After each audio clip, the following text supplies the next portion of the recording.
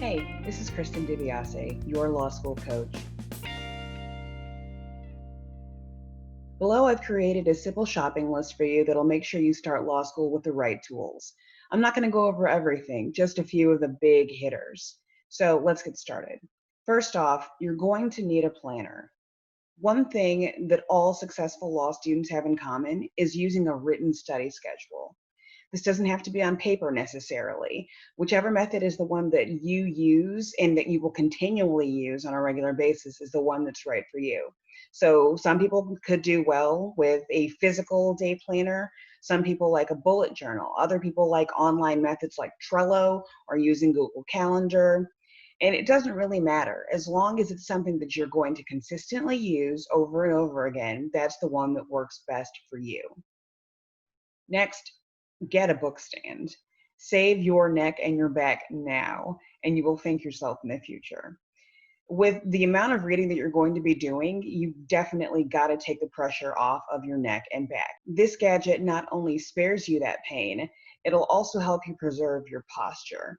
I did not use a book stand in my first semester of 1L, and I, to this day, still have to remind myself to stand up straight. Don't do what I did. Get one right away.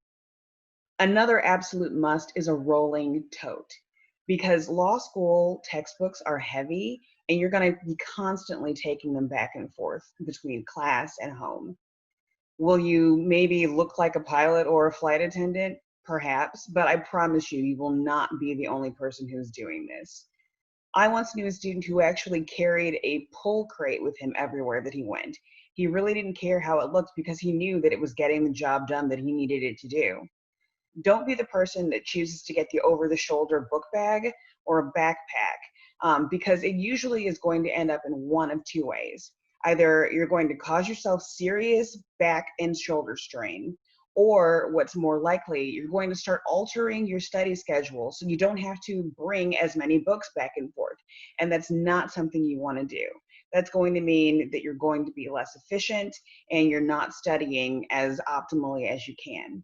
Neither of those options are great, so don't put yourself in that situation.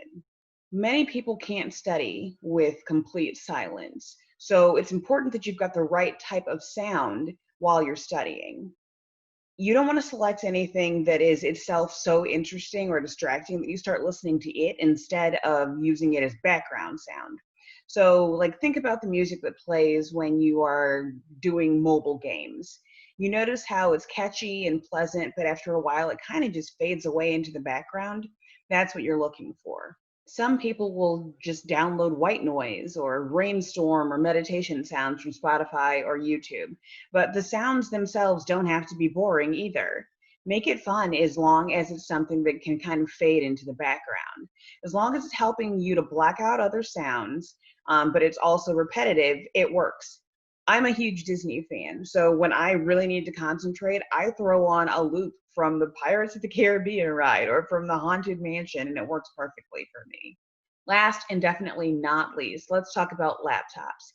It's nearly impossible for you to do law school today without having access to a computer consistently. Many law schools have a computer lab, but the problem there is that you're at the mercy of the school's operating hours, and also how many other people are around who also want access to that computer lab. For this reason, if at all possible, you really want to make sure you have your own laptop. Take note, an iPad or another type of tablet is probably not going to be optimal because you're going to run into problems with it not being compatible with a lot of the exam software that schools typically use. See the tabs below for some laptop specifications, but to make sure that you absolutely have the right hardware, check whatever you're going to buy or whatever you have against what your law school's IT staff says is best.